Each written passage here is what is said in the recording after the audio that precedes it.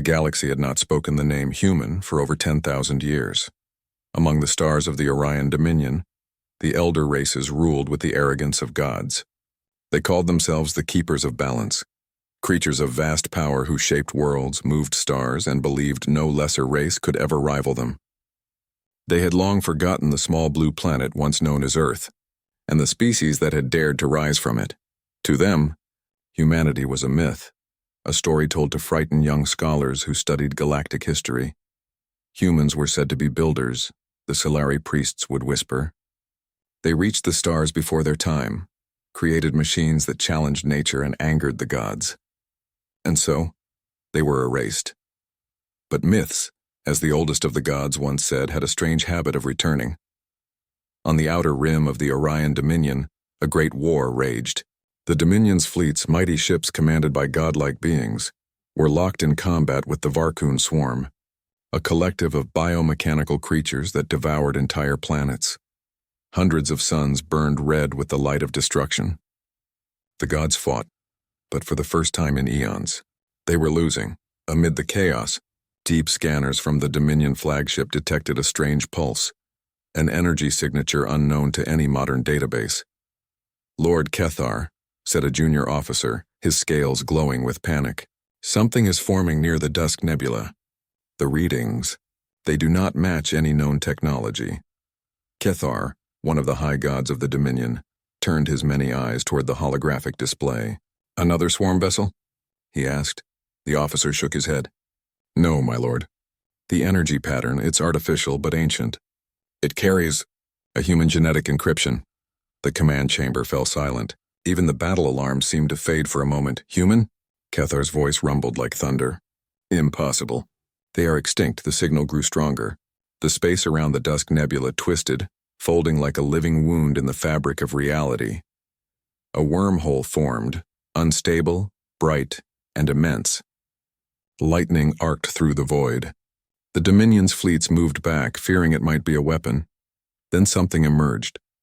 At first it looked like a small moon, metallic, symmetrical, and glowing with faint blue veins of light.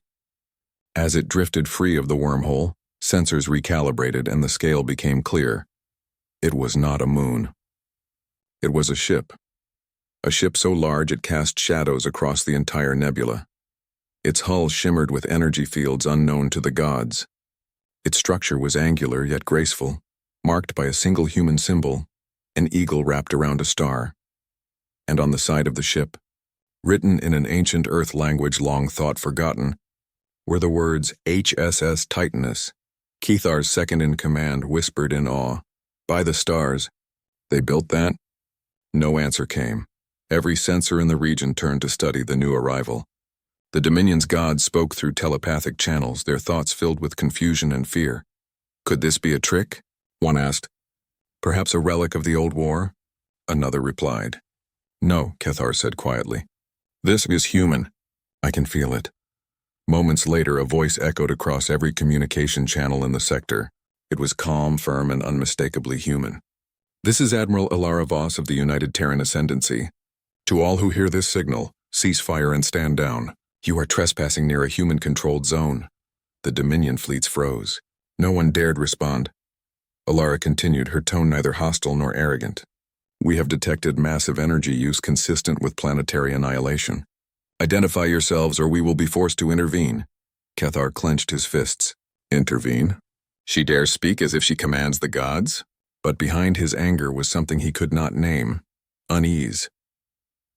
The Titanus moved. It did not jump through space like the Dominion ships. It simply vanished and reappeared, as if the universe itself stepped aside to let it pass. One of the Dominion fleets, a force of 100 warships, moved closer to scan it. Careful, warned Kethar. Do not provoke it.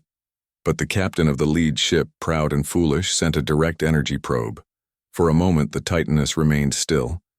Then a pulse of blue light rippled across its hull. A single beam fired, not wide, not aggressive, but precise. It passed through the alien warship silently. Seconds later, the Dominion vessel broke apart, cut so cleanly that even the gods were left speechless. There was no explosion, no debris, just two drifting halves glowing softly in the dark. Lord Kethar, said the officer weakly. They could destroy us all. Kethar stared at the giant ship. No, if they wanted us dead, we would already be gone. The realization chilled him more than any threat. The humans weren't attacking, they were watching, judging, and that made them far more terrifying. On the Titanus bridge, Admiral Ilara Voss stood in silence. Her uniform bore no insignia of rank beyond a silver star. Around her, the crew, humans and synthetic allies, worked quietly, their movements efficient, disciplined, and calm. Admiral, said her science officer, Lieutenant Aaron Cho. Dominion fleets detected, multiple energy readings. They appear to be God-tier entities. Ilara nodded. Record everything. We'll need to understand how much the galaxy has changed. Yes, ma'am. But if I may ask, why reveal ourselves now? Ilara's gaze turned toward the holographic map, where the burning worlds of the Dominion flickered like dying candles. Because, she said softly, the galaxy is repeating its old mistakes, and the Ascendancy will not let it burn again.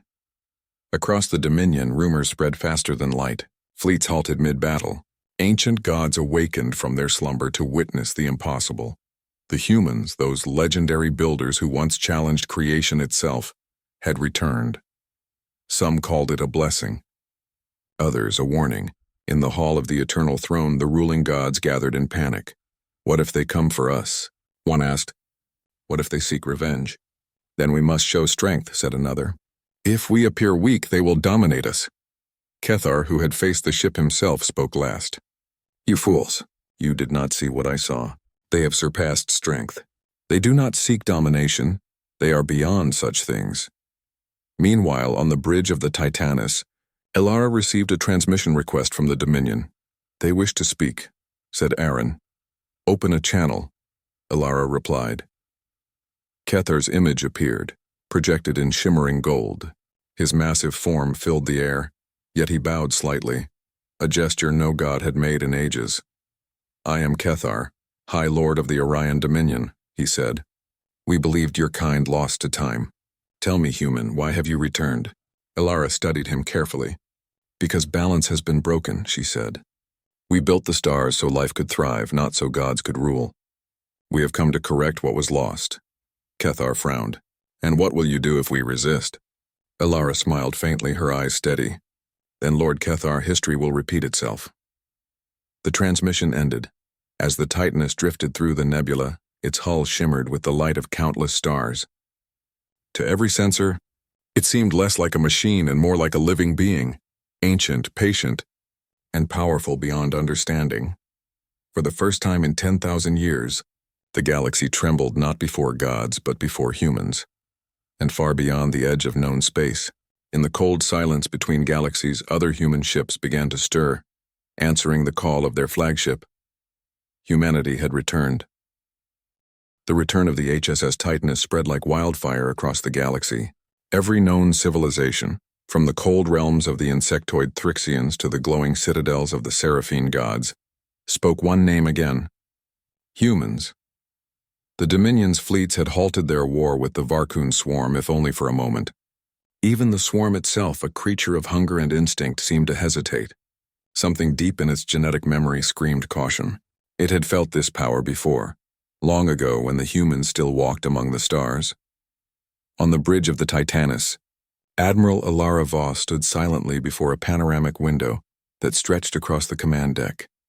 Outside, the nebula glowed red and gold, its light reflecting across her eyes. Her officers worked quietly around her. Despite the tension, there was no panic, only focus, discipline, and purpose. Admiral, said Lieutenant Aaron Cho, the ship's science officer, the Dominion fleets are holding position. They're not advancing.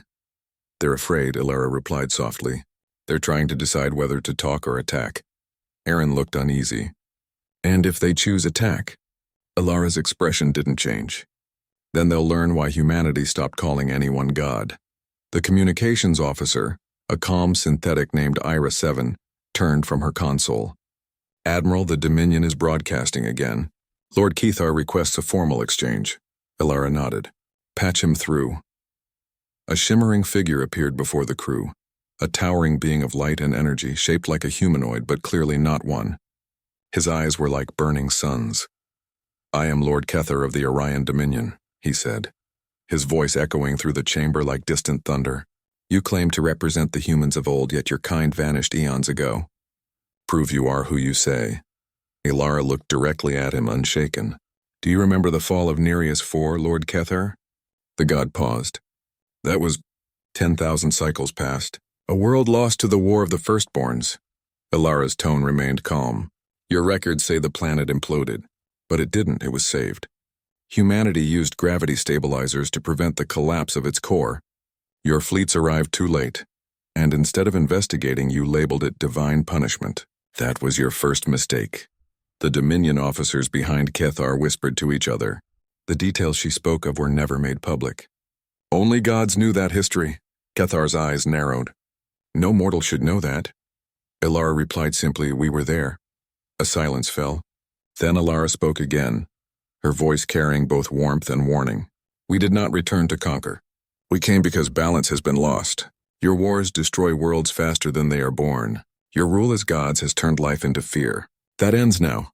The gods watching the transmission stirred in anger. Some demanded action, others urged caution, but Kethar, though proud, felt something deeper: curiosity.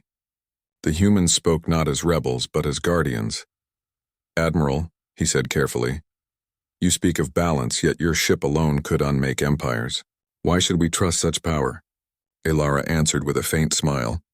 "Because we learned what power costs. Humanity's history is built on mistakes. We destroyed our own worlds before we learned how to save others. That is why we hide. That is why we wait. And that is why we return. Only when the galaxy forgets what it means to build instead of destroy."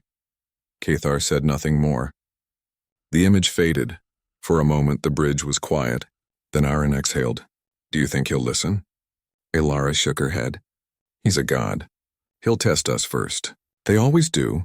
As if summoned by her words, alarms lit across the bridge. Ira 7 spoke quickly, her voice calm but precise. "Admiral, multiple warp signatures detected. Dominion Fleet Delta approaching. 20 battleships and 2 dreadnoughts." Aaron's eyes widened. "They're preparing for war." Ilara turned toward the viewing window. "Then let's teach them how humans defend." The Dominion fleet entered attack formation. Their ships, massive and radiant, glowed like miniature suns. Beams of cosmic fire and gravitational spears locked onto the Titaness. "Signal detected," said Ira 7. "They're demanding surrender."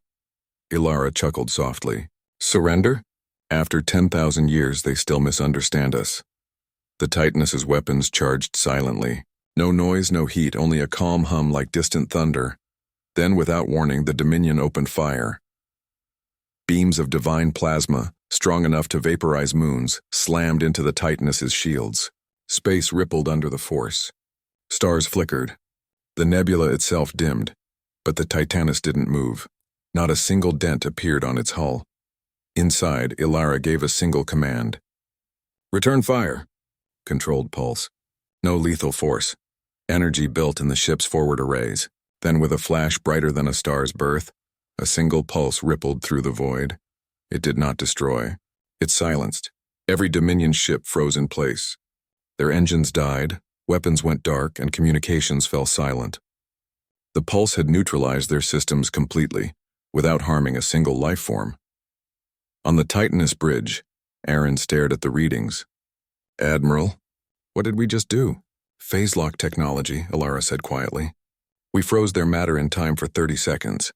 Enough to stop a war, not enough to end it," Aaron whispered, almost in awe. "That's impossible." Ilara looked at him. So was humanity's survival. When the Dominion ships reactivated, chaos erupted. Their crews shouted. Their sensors burned with impossible readings, and panic spread. Lord Kethar's voice broke through on a private channel. "Admiral Voss, what manner of power is this? You could have destroyed us." "We don't destroy," Ilara said. "Not unless we must." Kethar's tone softened. "If what you say is true, if humans now stand beyond the reach of gods, then perhaps there is wisdom in your return. But others will not see it that way. You have awakened the Pantheon." Ilara frowned. "The Pantheon?" "The true rulers," Kethar said. "Older than me. They call themselves the architects of creation. They claim to be the first gods. They will not tolerate your presence." Ilara's eyes narrowed. "Then they'll come," Cather nodded gravely. They already have. Deep in the void, beyond the edge of the Orion Nebula, sensors across the Titanus detected massive energy spikes. Space itself trembled. Ira 7's voice grew urgent. Admiral, dimensional tier detected. Unknown entities emerging. The crew turned to their displays. Massive shapes began forming in the distance, larger than stars, glowing with divine radiance. Each presence bent gravity and time around itself. Aaron whispered, "Those are not ships. Those are living gods." Alara stared at them. "Prepare the Aegis shields. No attacks until I say. Let's see if they speak before they strike." As the entities fully emerged, the galaxy seemed to hold its breath. 12 beings of light and energy stood within the void, each representing an aspect of creation: fire, ice, time, life, death, and more. They were the pantheon of the architects, the beings who had once declared themselves the shapers of the universe. Their leader, a radiant figure of gold and silver energy, spoke across all frequencies. "Human vessel, you trespass in the realm of gods. Your kind was erased for daring to reach beyond mortal limits, yet you return, wielding power that rivals our own." "Why?" Ilara took a slow breath. "Because," she said, her voice calm and steady, "we learned that creation does not belong to gods alone. It belongs to those who build, protect, and endure. And humanity endures," the Pantheon murmured among themselves. Their power was immense, but even they felt uncertainty. The golden being replied, "Then prove your words, human admiral. Stand against us, and we shall see if your endurance is truth or arrogance." Ilara's eyes hardened. "So be it." The moment hung like the silence before a storm. Aaron whispered, "Admiral, what if they're too powerful?" Ilara placed a hand on his shoulder. "Then we remind them why even gods once feared humans." The Titanus began to glow. Its hull shifted, panels moving like living metal. Energy flowed through its structure, lighting the darkness with a pale blue fire. From deep within its core, a power older than any star awoke, Project Dawnbreaker. A weapon of light designed not for destruction, but for revelation. "Activate Dawnbreaker protocols," Ilara ordered. The crew obeyed. Across the void, the Pantheon prepared their divine attacks. The stars trembled as two ancient forces, one divine, one human, stood on the edge of war. For the first time in galactic history, gods felt something they had not felt in eons. Not anger, not pride, fear, because they realized that the forgotten species from the lost blue world had not only returned, they had surpassed them. The silence before the storm hung heavy across the stars. In the endless dark near the Orion Nebula, 12 radiant beings, the pantheon of the architects, stood against one human ship, the HSS Titanus. For a moment, the universe itself seemed to hold its breath. On the Titanus bridge, Admiral Ilara Voss looked calm, though the light of the Pantheon's arrival filled her command deck with shimmering gold. The energy they carried was older than galaxies, yet her human heart remained steady. "Status report," she said. "Shields are at full," replied Ira 7, the synthetic communications officer. "Dawnbreaker protocols active. All systems ready." "Energy readings from the Pantheon are off the charts," added Aaron Cho, the science officer. "Each of them holds enough power to collapse a sun." Ilara nodded slowly. "Then this will be a true test." Outside, the gods spoke as one, their combined voices echoing through every channel and frequency. "Human vessel, you claim to act for balance, yet you wield forces beyond understanding. You dare call yourself the protector of creation. Prove it." Ilara stood tall. "Humanity has nothing to prove," she said quietly. "But we will defend what must be defended." The gods did not wait for more words. In an instant, the void came alive with fire. Blades of light and storms of plasma crashed against the Titanus. Waves of energy bent space, tearing open rifts that swallowed whole asteroids. The Pantheon fought like living stars, each strike powerful enough to destroy a world. The Titanus endured. Its shields flared bright blue, absorbing the attacks without breaking. For every impact, the ship's armor glowed hotter, stronger, like a forge building strength from fire. "Hold steady," Ilara commanded. "Channel defensive energy to the outer shell." Aaron's hands moved rapidly across his console. "We can maintain for now, but if they focus their power together—" "They won't," Ilara said calmly. "They don't trust each other. Even gods compete for glory." Among the Pantheon, the god of war, Kalor the Burning Blade, moved forward. His form was made of molten gold, his eyes two suns burning with pride. "Enough defense," he roared. "Let us see what these mortals can do." He swung his blazing spear, and space itself screamed. A fracture opened across the stars, a cut through reality heading straight for the Titaness. On the bridge, Aaron shouted, "Impact in 5 seconds." "Deploy counter-gravity shields," Elara ordered. Blue energy flared from the Titaness's hull. The fracture hit the field and shattered like glass, scattering harmless light across the void. Kalor froze, stunned. No one had ever blocked his attack before. Elara's voice carried through open space. "Power without control is just noise. Humanity learned that long ago." The Titaness began its countermove. From the ship's underbelly, glowing rings extended, forming vast circular arrays the size of continents. Energy gathered, calm, focused, silent. "Admiral," Aaron said, "the weapon is charging." "Confirm target?" Elara stared at Kalor's image on the main screen. "Demonstration only. Non-lethal output." She raised her hand. "Fire." A beam of pure white light shot forward, but it did not explode. It spread like a ripple, passing harmlessly through Kalor's body. For a heartbeat, nothing happened. Then the god's blazing form dimmed. His energy drained, his weapons faded. He dropped to one knee, not in pain, but in shock. "What have you done?" he demanded. Elara's calm voice answered. "We removed your excess energy. The Titaness can harmonize matter to restore balance. You were burning too hot. You would have destroyed yourself." Kalor looked at his fading light and then at the ship before him. For the first time in eternity, the god of war felt humility. The other gods watched silently. The goddess of wisdom, Illyra, spoke softly through their shared link. "They do not seek battle. Their actions preserve, not destroy." But the god of judgment, Vaynor, disagreed. "They mock us. They claim to know balance better than the creators themselves." He raised his staff. A storm of black lightning gathered above him. "If they wish for a trial, then let it be divine judgment." He struck. The Titaness disappeared in light. On the bridge, systems screamed warnings. Energy readings spiked far beyond safe levels. The entire nebula shook as Vaynor's attack engulfed the ship. "Shields at 80%, Era 7 reported. We cannot hold for long." Elara closed her eyes. "Release the Aegis field." Aaron's eyes widened. "Ma'am, that will expose us." "Do it," Elara said firmly. "They must see what we are." The shields dropped. The Titaness stood bare in the storm of divine energy.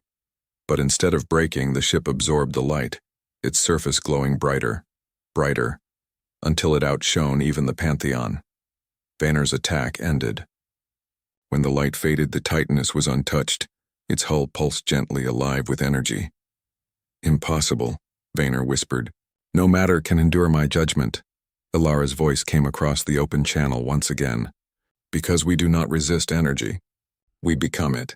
Humanity no longer fights nature, we walk with it." The Pantheon hesitated. Doubt spread among them. The leader of the gods, Ethan, spoke next. "Human Admiral, you speak of harmony, yet you wield weapons that can destroy suns. What separates you from us?" Elara looked thoughtful. Then she said quietly but firmly, "Choice." "Choice?" Ethan repeated. "Yes," Elara said. "You act because you believe you must control everything. We act because we choose to protect. That difference defines creation." Ethan's form flickered. He had expected arrogance, not philosophy. Then Kalor, the war god who had been humbled earlier, spoke to the others. "Perhaps they are what we once were, builders, dreamers, not destroyers." Vaynor turned angrily. "Do not speak as if they are our equals. They may already be more," Kalor said quietly. Ethan's gaze turned to the Titaness again. "Then let us see if words are truth." He lifted his hand. Space bent around him, and from the distortion came shapes. Monsters of divine design, creations of energy and will. They took the form of titans, massive as mountains, made to test humanity's strength. "Admiral," Aaron said quickly. "Energy constructs incoming." Elara did not panic. "Deploy Aegis drones. No lethal strikes." The Titaness opened its lower bays. From within, hundreds of glowing drones emerged, each moving with perfect precision. They formed patterns in the void, graceful, geometric, beautiful. When the divine constructs attacked, the drones responded in kind.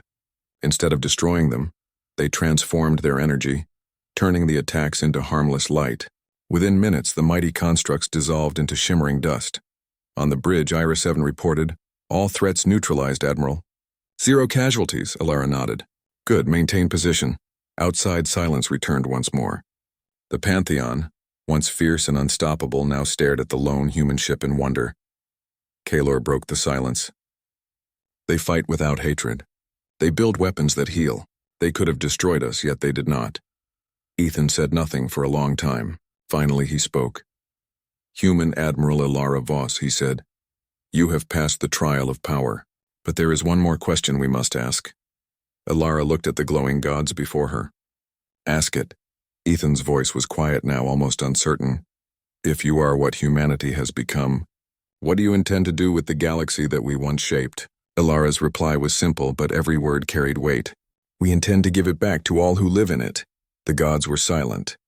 For the first time in countless ages, they saw something greater than themselves, not in size or strength, but in purpose. Ethan lowered his hand.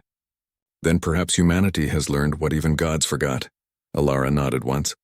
We learn by falling, by rising, and by remembering that creation's greatest power is compassion. The Pantheon's light dimmed slightly, not in defeat but in respect. And as the Titaness drifted silently through the starlit void, every eye in the galaxy turned toward it, not as a weapon, but as a beacon. A voice from the past had returned to guide the future. Humanity's test of divinity was over. But the story of their return had only begun. The battle had ended, but silence filled the stars. The 12 divine beings of the Pantheon floated motionless in the black void. Their radiant forms dimmed after their clash with humanity's greatest creation, the HSS Titanus. Around them, space was scarred and cracked like glass. The remains of cosmic energy storms still swirling where divine power had collided with human technology. Yet the Titanus stood untouched, its silver hull glowing softly like a living star. Admiral Alara Voss watched the fading lights on the holographic display. Her voice, calm but strong, broke the quiet. Status? Lieutenant Aaron Cho checked the readings. System stable. No damage detected. All power levels within limit. The Pantheon has ceased hostilities, Alara nodded. Then the test is over. But deep inside her mind, she knew this was not the end. The gods never accepted defeat easily. Inside the hall of the Eternal Veil, where the Pantheon gathered between realms, the gods spoke in low voices. Their radiant figures circled a projection of the Titanus, its light reflected on their golden faces. This cannot be, growled Vaynor, the god of judgment. Mortals cannot wield such power. They defy the balance we created. They do not defy it, said Illyra, goddess of wisdom. They restore it. You saw how they fought, without hatred, without greed. Kaelor, the god of war who had once attacked and lost, looked down in quiet reflection. Their admiral. She could have destroyed me, yet she did not. I have never known mercy like that. Ethan, leader of the Pantheon, stood silent for a moment before speaking. Mercy is strength. Perhaps the humans have remembered what we have forgotten. Vaynor slammed his staff on the floor, lightning flashing across the hall. You would kneel to mortals? No, said Ethan, but we will listen to them. Back aboard the Titanus, Alara and her crew waited. The Pantheon had withdrawn into silence, and the galaxy watched the outcome of this strange peace. Messages flooded in from hundreds of alien worlds, questions, pleas, and even prayers sent to the humans who had returned. On the bridge, Ira 7, the synthetic communication officer, turned to Alara. Admiral, the entire galactic network is active. Billions of transmissions. They are asking if humanity will rule again. Alara sighed softly. Rule? No. We came to stop that kind of thinking. Aaron smiled faintly. Then what will we do? Alara looked out at the stars. We will rebuild what they forgot, to live with creation, not above it. Her gaze hardened. But first we need to end the age of gods. Suddenly the sensors screamed. Admiral, Aaron called. Massive energy surge. It's coming from within the Pantheon's dimension. The main screen flashed with light. A rift opened in the void, larger and darker than any before. From it emerged a colossal being, taller than planets, older than time. Ira 7 identified it instantly. Signal confirmed. Entity designation, Kaelor Prime. The ancient aspect of war. This is the true form of the god Kaelor. Alara's eyes narrowed. So he couldn't accept peace after all. Outside, the new form of GalacticPrime burned brighter than stars. His voice echoed through the minds of every living being in the galaxy. You think you can teach God's mercy? You think balance comes from weakness?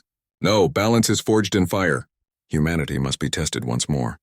Aaron whispered, he's out of control. His power is beyond what we faced before. Ilara's tone stayed calm. Then we face him again. The Titaness turned toward the raging light of GalacticPrime. Its engines flared, pushing against the gravitational storms around the god's body.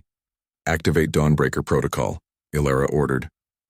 Ma'am, Aaron said hesitantly. Dawnbreaker at full power could destroy half this sector. Ilara shook her head. Not full power, controlled.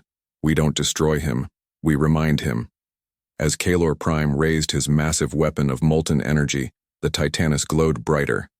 Rings of blue light circled the ship like halos, forming a sphere of calm around it. Kalor's strike came first, a torrent of burning plasma that would have consumed entire worlds. The Titaness absorbed the first wave, the hull shimmering like a mirror of the stars. Inside, the ship trembled, but the crew held steady. Energy levels rising, Ira 7 reported. Converting enemy output to internal reserves. Ilara gave a single nod. Return it to him. A single beam of silver light burst from the Titaness. It struck GalacticPrime directly, not to harm but to connect. The energy wrapped around the god's immense form, and for a moment his molten fire dimmed. Ilara spoke through the channel, her voice carrying across galaxies. Kalor, hear me. You call yourself the god of war. But what is war without purpose? Humanity learned the cost of endless fighting. We learned to build after we burned. Her voice softened. You still fight shadows from the past. You call that strength. I call it fear. GalacticPrime roared, shaking the stars themselves. Fear? I fear nothing. Then prove it, Ilara said. Stop fighting. The word struck deeper than any weapon. For a long moment, GalacticPrime's light flickered. The fire of his form weakened. Then slowly, the massive figure began to fade, shrinking, folding into the void until only silence remained. The Pantheon appeared again, their forms dimmed with exhaustion. Ethan spoke first. It is done. Kalor has returned to the source. His rage is ended, Ilara nodded. He was not our enemy. He was your reflection. Vaynor looked down, guilt flickering in his golden eyes. Perhaps we created him that way. Perhaps, said Ilara quietly. You can still change. Later, within the Hall of the Eternal Veil, the gods invited Ilara and her command crew to stand before them. A beam of light carried them into the divine dimension, where space bent like waves and light moved like water. The gods surrounded them, their once blinding radiance now gentle and calm. Ethan stepped forward. Human Admiral, we have watched the stars since their birth. We guided countless civilizations believing ourselves protectors. But now we see, protection without understanding becomes tyranny. Ilara bowed her head slightly. Even gods can learn, Ilara smiled. And humans can teach without ruling. That is rare. Orion, standing beside Ilara, looked around in awe. So what happens now? Do the gods step down? Ethan looked at his fellow deities, then back at the humans. Perhaps not step down, but step aside. The galaxy no longer needs rulers. It needs guardians. The Pantheon raised their hands together. A wave of light spread across the cosmos, reaching every star, every world. The divine barriers that had separated species and empires for eons began to dissolve. Communication channels opened freely, energy storms calmed, and the endless wars across the stars slowly stopped. For the first time in millennia, the galaxy was quiet. The age of gods was ending. The age of builders was beginning again. On the Titaness, as the crew returned from the divine hall, Aaron turned to Ilara. Admiral, do you think they'll keep their promise? Ilara smiled faintly. They will. They've seen what humans can do when we build instead of destroy. He nodded, looking at the stars. So, what now? Ilara walked toward the wide viewing window. Outside, the galaxy shimmered in peaceful silence. We rebuild, she said softly. We guide, but unseen. Humanity doesn't need worship. It needs purpose. Hours later, a final message appeared on every galactic channel. It was short, simple, and carried the seal of the United Terran Ascendancy. To all civilizations of the Orion Arm, the age of divine rule has ended. Humanity returns not as conquerors, but as protectors. Build, create, and live freely. The stars belong to all who dare to reach them. The message spread faster than light, echoing through every world, every ship, every colony. Species once enemies began to speak. Peace treaties formed. Trade routes reopened. Across the stars, whispers spread again. The humans are watching. Inside her private chamber, Alara looked at an old emblem, a worn metal plate engraved with a simple symbol, the blue and white earth of the past. She placed it back in its holder beside her command seat. "We came from dust," she murmured, "and we learned to become light. That's humanity's story." Outside, the Titan is prepared for one final jump, its massive engines humming softly, ready to vanish into the unknown. Ira 7 approached. "Coordinates, Admiral?" Alara smiled. "Anywhere that needs hope." The stars brightened as the Titanus disappeared into a flash of white light. In the vast, endless galaxy, new civilizations began to rise, inspired by the legend of the ship that had challenged gods and won through compassion, not destruction. And somewhere beyond the reach of any telescope, the humans watched, quietly guiding the stars they once called home. The stars were quiet. Weeks had passed since the Pantheon faded into the light and the wars across the galaxy came to a stop. Peace, something many civilizations thought impossible, had finally begun to bloom. The endless sound of weapons had turned into the hum of rebuilding engines, and the cries of battle were replaced by voices of cooperation. And far away, beyond known space, the Titan-class battleship HSS Titanus drifted silently through the deep void, its shining surface reflecting 1,000 distant suns. Inside its great halls, the crew had returned to calm duty, though everyone knew something greater was coming. Admiral Alara Voss stood on the bridge, her eyes fixed on the main screen. The stars before her stretched endlessly, a map of both mystery and memory. Lieutenant Aaron Cho approached quietly. "Admiral, new transmissions are arriving. They're from every major world in the Orion arm." "Read them," Alara said softly. He opened the channel. Dozens of voices filled the air, leaders of alien nations, scientists, explorers, even children. One voice said, "The humans kept their word. The storms are gone. Our skies are clear again." Another spoke, "We never believed in peace, but now, we are trying." A third voice, calm and hopeful, said, "Tell the humans we are learning to build." Alara closed her eyes for a moment. There was warmth in her heart, a feeling she had not known for many years. "That's all we ever wanted," she whispered. But not everyone accepted the peace so easily. In the shadow of a red dwarf star, a fleet of broken ships floated in silence. Their leader, Lord Zareth, an exiled warlord of the Valkor Dominion, stared at the image of the Titanus on his display. "Humans brought peace," he said bitterly. "Peace is weakness. We were born for power." His second-in-command hesitated. "But my lord, they defeated the gods themselves. How can we—" Zareth raised his hand sharply. "No gods, no humans. Only those strong enough to claim the stars deserve to rule them." He turned toward the dark nebula outside. "Prepare the singularity cannon. If the humans built a Titan, then we will build a demon." And so, deep within the crimson mist, something terrible began to stir. On the Titanus, alarms suddenly rang. "Admiral, Ira 7, the ship's synthetic intelligence, reported. Unidentified energy surge detected near Epsilon Sector 12.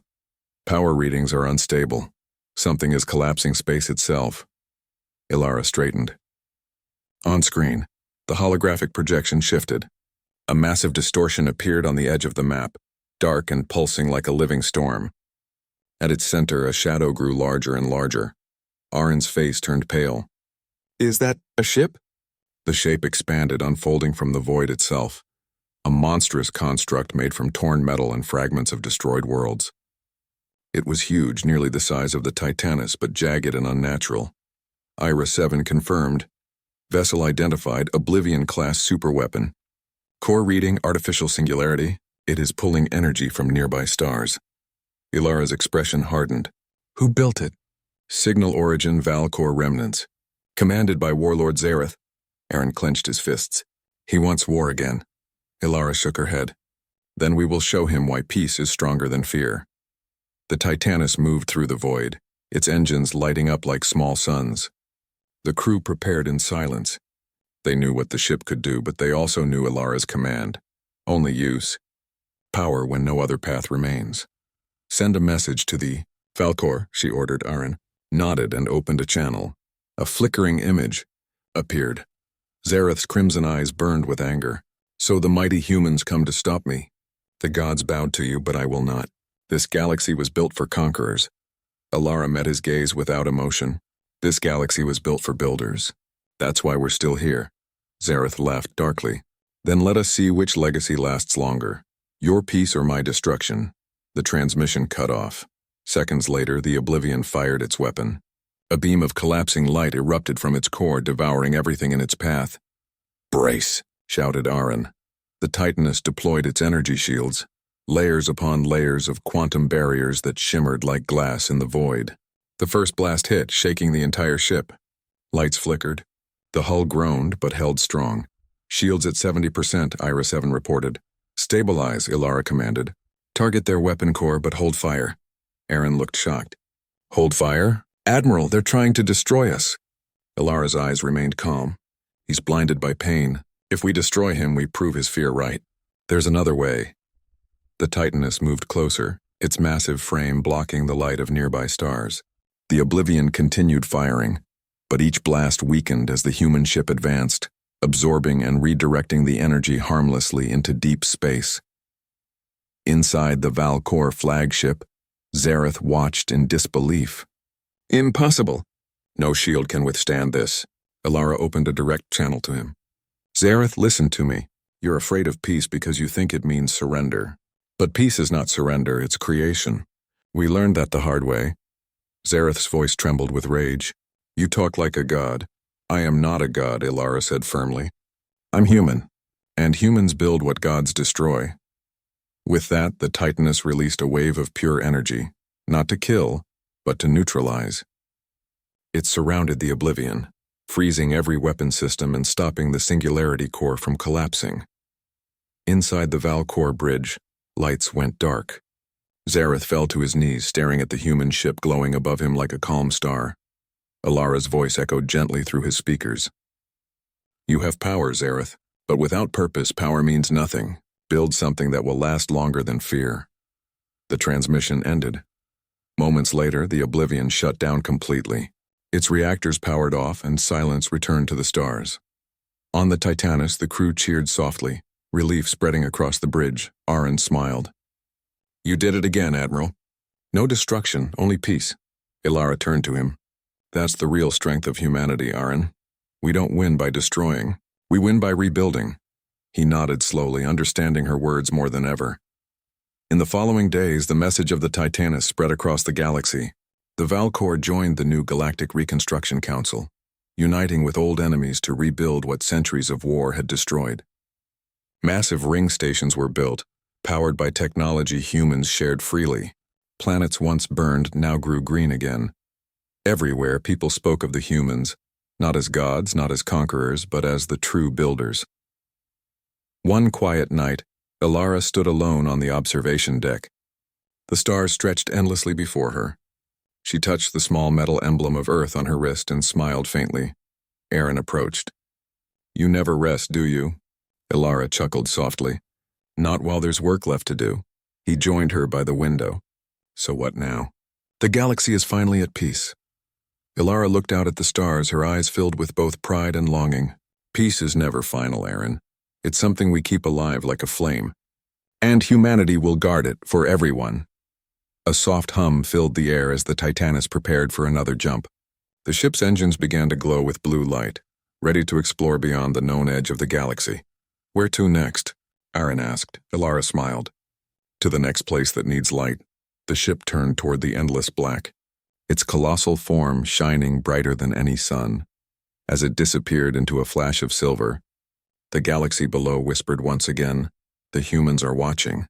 Centuries later, countless civilizations would tell the story of the Titaness and the humans who ended the wars of gods and kings. Statues and memorials would rise on alien worlds, not of soldiers or rulers, but of engineers, scientists, and dreamers.